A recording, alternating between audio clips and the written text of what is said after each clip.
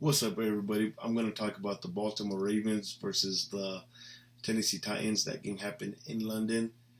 And the second game, the Cincinnati Bengals versus the Seattle Seahawks. First game I want to talk about is the Ravens versus I just said that name, Tennessee Titans. Big thing I got out of this game was special team miscues from the Tennessee Titans. I mean, that's what good teams do, though. They play good on all three phases of the ball. So that's what really cost the Tennessee Titans this game. One was a big, long punt return for like 80 yards to get them down in the red zone. And then the second one was a fumble miscue. And that ended up getting 3 points for the Baltimore Ravens to go into halftime. And later I'm going to discuss why I think those two plays, or those two special team plays, were big impact on this game. But let's get to some positive and negatives that Baltimore Ravens had. I'll get to some negatives, some questionable calls off that punt return. You only get 3 points. Patrick Ricard trying to. I don't recall if he motioned. But anyway, he was supposed to block like the edge defender. He did not do that, so Lamar ended up, I believe, losing yards.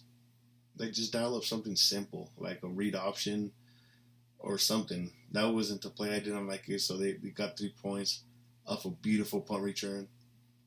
And then there was another instance where it was like 3rd and 1. I believe they're like in pistol, whatever. And they had Patrick.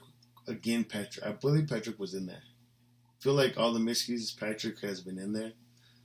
But if he's not, I apologize. You're going to see the clip anyway. So it was like 3rd and 2. Like, just have Patrick Ricard and Gus Edwards and have Lamar Jackson under center, snap it, call halfback dive, run it up the A gap. I think that would have been an easy first down. Sometimes I feel like these coaches make it a little too hard. They try to get too cute. Just sometimes keep it simple. So that's really the most negative thing I could say about this game from the Baltimore Ravens. A few bad calls. Second half, you kind of let the Tennessee Titans run game get going also.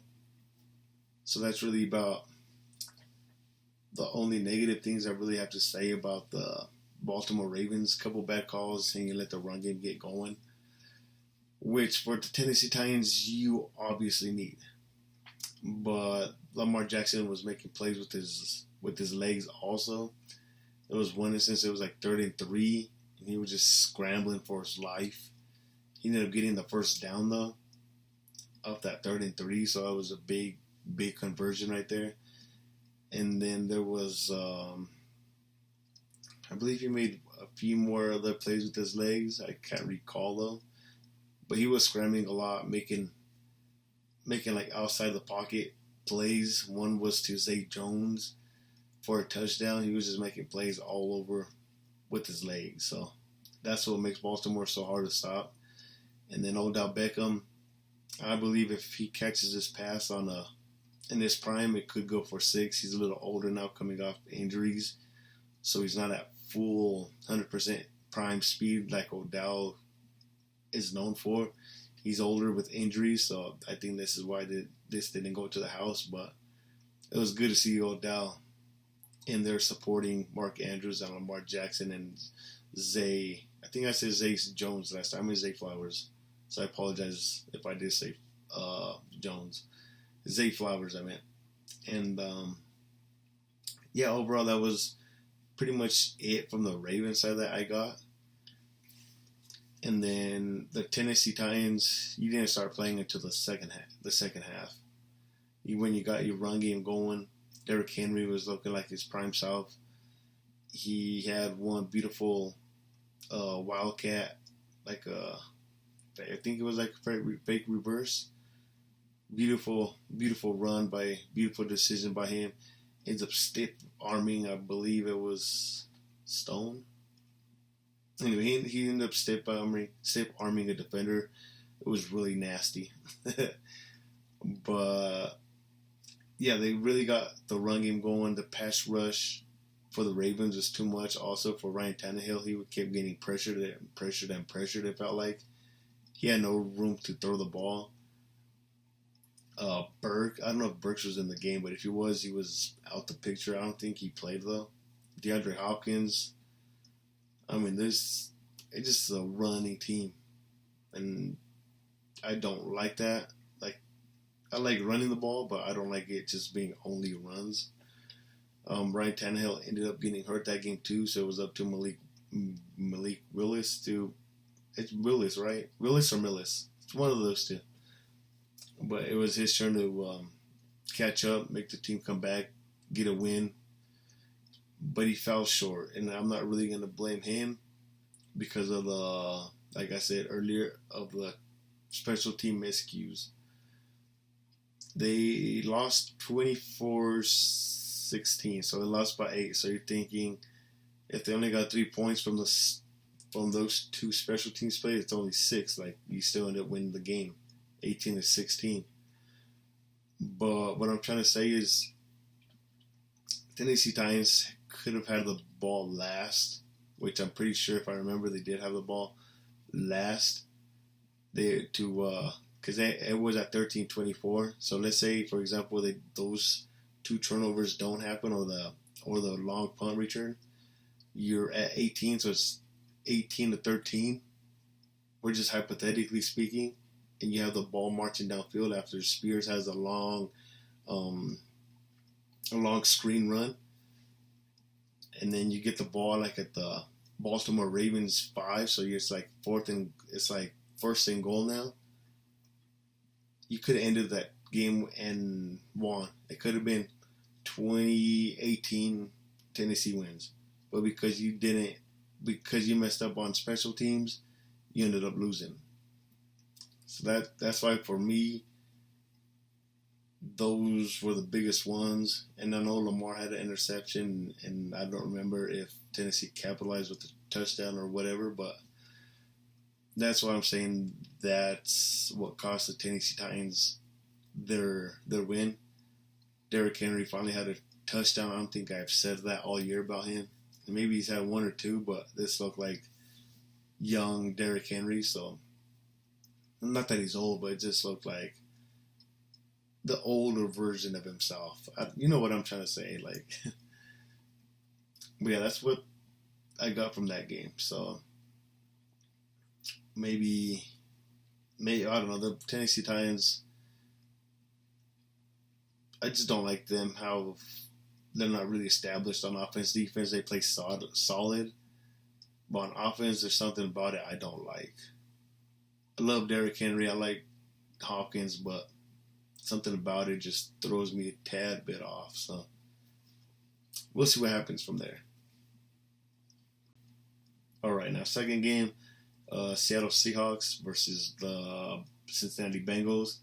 I was really looking forward to this matchup.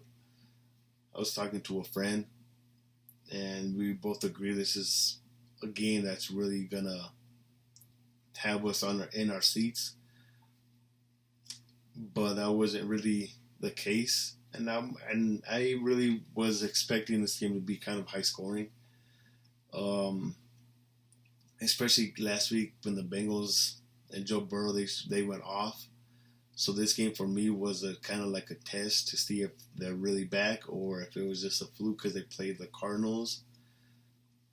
And the first 2 drives for the Cincinnati Bengals, Joe Burrow, he was like, I'm not going to try to exaggerate, it was like 12 or 14, like 100 yards and 2 touchdowns if I'm not mistaken.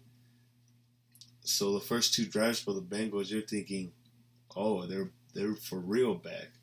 You know what I mean? The Seattle Seahawks ended up with a touchdown of themselves their first drive. So like after each team had a touchdown their first drive, you're thinking this is going to be a really good game, high scoring, back and forth, maybe shootout, but it's going to be a really good game from 2 good teams. I mean, Bengals are not a good team, but the Seahawks are right now. The Bengals are kind of to be determined at this point. because you're thinking, they only beat the Cards, so kind of shrug it off. You know what I mean? But after the 2 touchdowns from the Bengals, the game really just died down for the Bengals and the Seahawks. I think personally the Seahawks mostly lost this more than the Bengals won. There was one deep pass where you just got to chuck it up to DK Metcalf. He was single covered. Like, you just got to let it fly and just trust him. He's a big boy. He's like 6'4", 230. I mean, they had Cam Taylor-Britt on him, who's a big body, big DB himself. Like, he was doing his thing covering DK Metcalf also. So that was a good. I don't know who the defensive coordinator for the Bengals is, but that was a good job making Cam Taylor-Britt's assignment to cover DK Metcalf, and he did pretty good. But when you have those one-on-one coverages, Geno Smith, you gotta chuck it. You gotta chuck it to DK. Like, it's one-on-one. It's better than that than to be a sack. I think you got sacked that play. So, and another miscue again to DK Metcalf. I believe he could have thrown the ball in a tight window after he broke his deep in route or a post. I forget which one it was. But you gotta let that thing fly. You have room in the pocket. Just let it rip, dude. Let it rip. So that's 2 big miscues that the Seattle Seahawks missed out on. I haven't seen the actual film breakdown, but that's what I got from this game. So you had a few miscues from Geno Smith and the Seahawks, but also a couple of bad calls from Pete Carroll. When it's a low defensive scoring game, you got to kick your 3, even if you are at the red zone. I don't care if you are playing Joe Burrow, you're shutting him out in the second half. You have to kick your 3 and trust your defense, because after you ended up stopping the Bengals, you ended up making them punt the ball, and you ended up getting the ball at the 40-ish yard line. You go down, you drive the ball down. Geno Smith, the beautiful pass, and that sets you up for field goal range to win the game.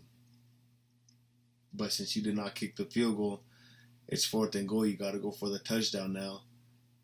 They ended up sacking Geno Smith, sack fumble, and you lose the game. So that's a big decision. I don't know what analytics say. I don't know what.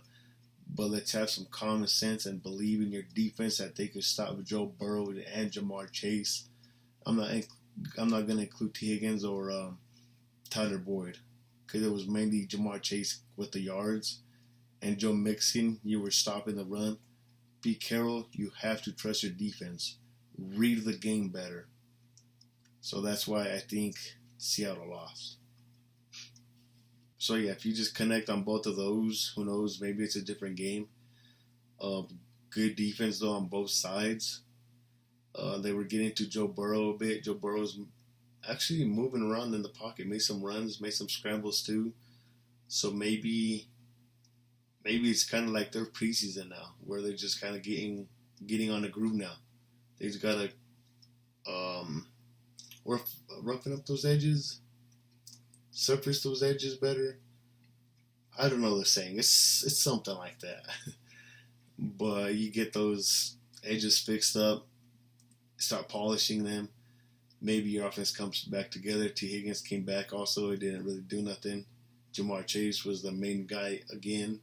Tyler Boyd contributed. But not really though, because it was a really defensive game. So on that aspect, it was fun. But a little disappointing because I wanted a little bit more high scoring from either team or from both teams. Excuse me. So, and then the Seattle Seahawks, Kenneth Walker, I don't think he was doing bad. He was doing good, in my opinion. I think you got to feed him more, especially when Geno Smith is not doing so great. And that was their first touchdown, was a rushing touchdown. And it wasn't like a wide open lane, too. So I would like to see Kenneth Walker a bit more involved, help Geno Smith out when he's kind of struggling making reads. But overall, it was a very defensive game. Mike Hilton ended up having a big interception on Geno Smith as well. Um, that's really about it for that game. Very defensive, not really many highlights from that game. I'm trying to think if there was a certain play that is why the Seahawks lost, but just a few miscues that I saw that I think could have changed the game around. But who knows? That was a very close game. Bengals come out on top. They get their bye week, and after the bye week, they play the San Francisco 49ers, who lost to the Cleveland Browns. Huge upset. I'll talk about that game in the next few days. Is gonna come up. But overall, they end up with the win. The Bengals are 3-3 now, 2 wins in a row. A bye week, they're gonna get their players healthy against the 49er team that got banged up against the Browns.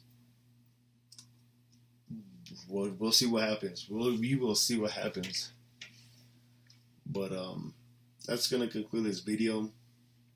If you guys enjoyed it, subscribe, hit that bell to get notified when I post. Like it and comment. I think I said that. Anyway, thanks for watching. Peace. I'm out.